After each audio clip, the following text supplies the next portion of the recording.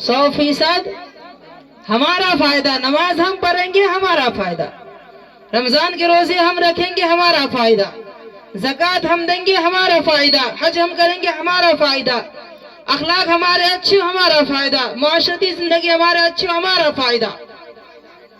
اللہ کو کوئی فائدہ نہیں، اللہ کو کوئی ضرورت نہیں۔ احادیث کے اندر آتا ہے کہ اگر جب سے لے کر دنیا بنی ہے تب سے لے کر اور قیامت تک جتنے بھی انسان کو اللہ نے پیدا کیا اور جتنے بھی مخلوقات ہیں سب اللہ کی مان کر زندگی گزارنے والا بن جائے، تب بھی اللہ کی ربوبیت میں، اللہ کی ذات میں ذرہ برابر بڑھوتری نہیں ہوگا۔ اللہ کی ذات عالی ہے، بلند ہے، ہمارے عمل کرنے کی بنیاد پر اس کی ذات میں ذرہ برابر بھی بڑھوتری نہیں ہوگا۔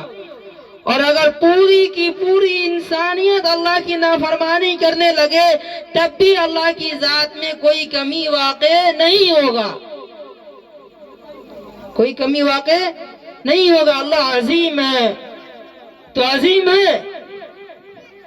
میرے محترم بزرگوں اور دوستوں، اللہ تبارک و تعالی ہمیں جو حکم دیتے ہیں کرنے کے لیے، اللہ تبارک و تعالی دنیا میں جو ہمیں بھیجے ہیں، اللہ چاہ رہے ہیں کہ تم جہنم سے بچ کر جنت میں جانے والا بن جاؤ، اور ہمارے عمل کی بنیاد پر صرف اور صرف ہمارا فائدہ ہے، اللہ کا فائدہ نہیں ہے۔ اور ایک ایمان والوں سے کتنی محبت ہے۔ احادیث کے اندر آتا ہے کہ قیامت اس وقت تک نہیں آئے گی، قیامت اس وقت تک نہیں آئے گی جب تک روئے زمین پر ایک بھی آدمی لا الہ الا اللہ کہنے والا ہوگا، اللہ اللہ کہنے والا ہوگا، اللہ کہنے والا ہوگا، اس وقت تک اس روئے زمین پر قیامت نہیں آئے گی۔ مطلب یہ ہوگا کہ جب تک اس روئے زمین پر ایمان والا زندہ ہے تب تک اللہ تبارک و تعالی اس دنیا کے نظام کو چلائیں گے، اور اس وقت تک قیامت نہیں آئے گی۔ اللہ کو اپنے بندوں سے اتنا محبت اور اتنا پیار ہے۔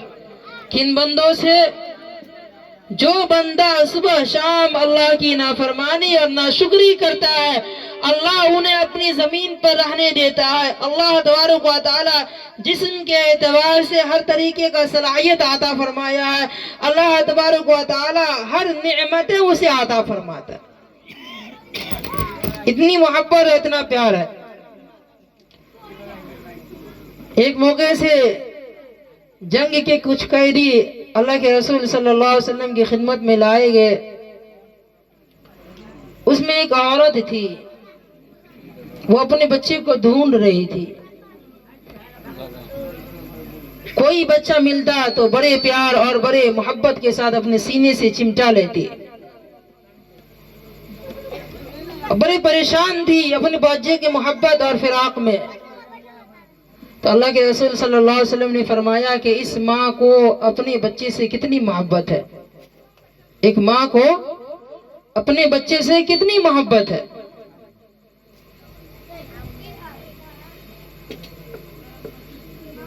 تو اللہ کے رسول صلی اللہ علیہ وسلم نے فرمایا اللہ تبارک و تعالی کو اپنے بچوں سے، اللہ تبارک و تعالی کو اپنے مخلوق سے 70 ماؤں سے بھی زیادہ محبت اور پیار ہے۔ کتنے؟ 70 ماؤں سے بھی زیادہ۔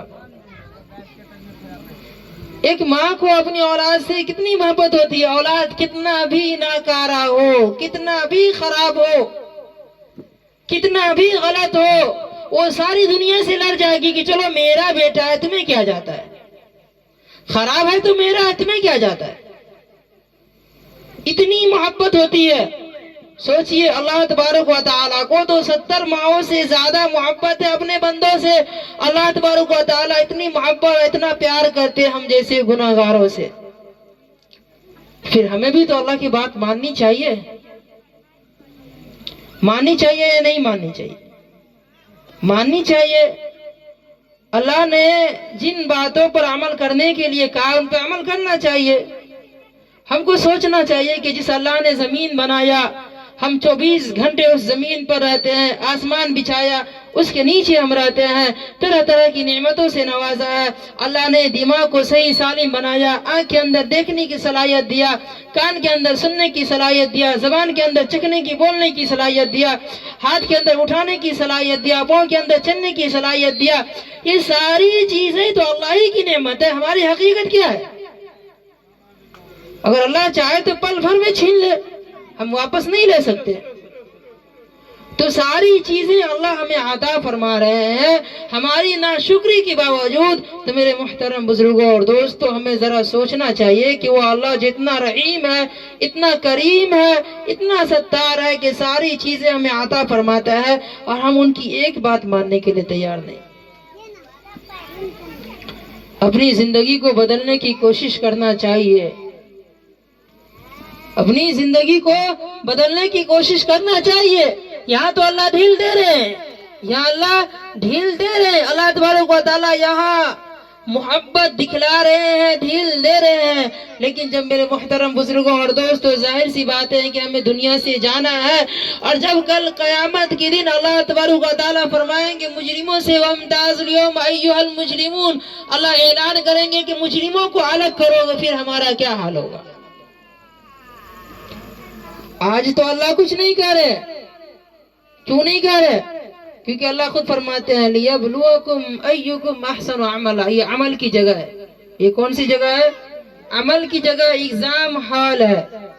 جس طریقے سے ایگزام ہال میں اسٹوڈنٹ کو کچھ نہیں کہا جاتا ہے کہ تم اپنی تیاری کے مطابق لکھو جو کچھ تم نے پڑھا ہے، اور جب لکھتا ہے، اپنا پیپر دیتا ہے، اپنا ایگزام مکمل کرتا ہے، پھر ریزلٹ آتا ہے۔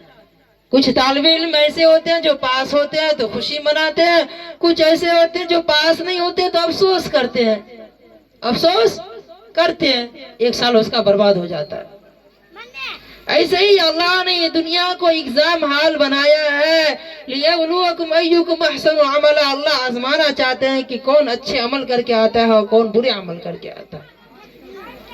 ہماری زندگی گزر رہی ہے، بچپنا گزار دیے، جوانی گزار دیے، ادھیر عمر کو پہنچ چکے، بہت سارے لوگ بڑھاپے میں جا چکے، بال بھی سفید ہو چکے۔ ظاہر سی بات ہے کہ ہم نے قبر میں ایک پاؤں کو رکھ دیا ہے۔ وہ وقت بھی آئے گا جب لوگ کندھے پہ اٹھا کے لے جائیں گے اور بے رحم قبر کے حوالے کرائیں گے اور جھاڑتے ہوئے گھر واپس آ جائیں گے۔ پھر کیا ہوگا ہمارا؟ پھر کیا جواب بنے گا ہمارا؟ پھر ہم اللہ کو کیا کہیں گے؟ پھر ہم اللہ کا کیسے سامنا کریں گے؟ تو میرے محترم بزرگوں اور دوستوں، ہماری فکر ہونی چاہیے کہ اللہ نے دنیا کے اندر ہمیں آخرت بنانے کے لیے بھیجا ہے، اور اللہ نے ہمیں آخرت کی تیاری کے لیے بھیجا ہے، لیکن ہماری زندگی جو گزر رہی ہے ہمیشہ 24 گھنٹے کی زندگی دنیا بنانے میں لگی ہوئی ہے۔ اللہ محبت کے ساتھ، پیار کے ساتھ، ہر طریقے سے اللہ سمجھانا چاہتے ہیں۔ میں نے کہا نا اللہ کو بڑا پیار ہے، اللہ کہہ رہے ہیں کہ مجھے عذاب دے کر کچھ ملے گا نہیں، تم شکر گزار بندہ ہو، ایمان لے آؤ، تو اللہ تمہیں عذاب کیوں دیں گے؟ اس لیے میرے محترم بزرگوں اور دوستو، ایمان بڑی قیمتی چیز ہے جو اللہ نے آپ کو اور ہمیں عطا فرمایا ہے۔ ایمان بڑی قیمتی چیز ہے جو اللہ نے ہمیں اور آپ کو عطا فرمایا ہے، اور اسے بچانے کی فکر کرنا چاہیے۔ آج دیکھ لیجئے 100 گھر کی آبادی ہے، مسجد میں 100 لوگ نظر نہیں آئیں گے، یہ حقیقت ہے۔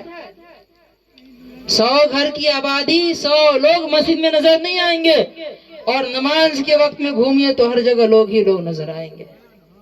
اور پھر کہیں مسلمان، پھر ہم کہیں مسلمان، پھر ہم جنت میں جائیں گے، پھر ہم کہیں گے کہ ہم اللہ پہ یقین کرنے والے ہیں؟ نہ خود ہمارے اندر فکر ہے، اور نہ بچوں کو ایمان والا بنانے کی ہم فکر کرتے ہیں۔